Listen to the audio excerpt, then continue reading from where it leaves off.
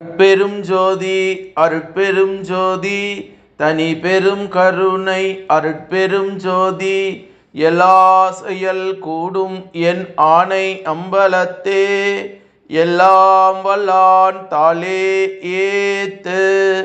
வாழ்க வையகம், வாழ்க வையகம், வாழ்க வளமுடன். குரு வாழ்க, குருவே துணை.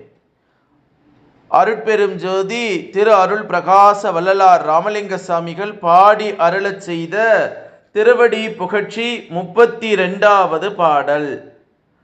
பரம சித்தாந்த நிகம ஆந்த சமரச சுத்த பரம அனுபவ விலாசம் என்று வள்ளல் பெருமான் பாடியிருக்கக்கூடிய இந்த அற்புதமான திருவடி புகழ்ச்சியினுடைய உரை விளக்கம். பரம சித்தாந்த நிகமாந்தம் என்றால் மேலான சித்தாந்தமும் வேதாந்தமும் ஆம். பழமையான சைவ சித்தாந்தம் பதி பசு பாச நிலை 3இல் திருவருளால் பாச நீக்கம் பெற்று பசு பதி கலப்பில் மறைந்து போவது முடிவு என்கிறது. வேதாந்த பர பிரம்மம் என்ற நித்தியமும்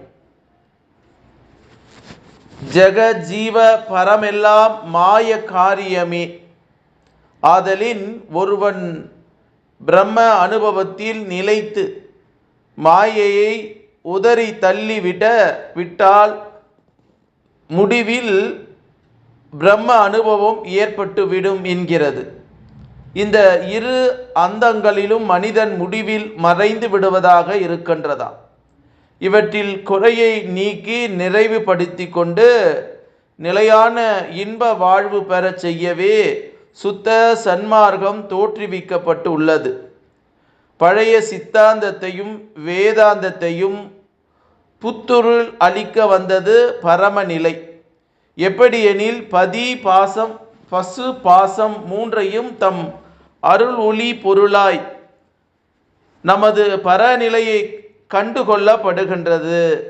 இங்கே விளங்குகின்ற அருட்பேரொளியின் கூற்றே பதியாகவும் பசு வாய்வையும் கூடாமல் கூடி நிற்கும் உண்மை கொண்டதாக விருப்பத்தோடு நமது என்னும் ஜீவ தேகாதி பிரபஞ்சம் அனைத்துமாய் சூழ்ந்து துலங்குவதையும் திருவருளால் கண்டு அதுவாக நிற்கிறோம்.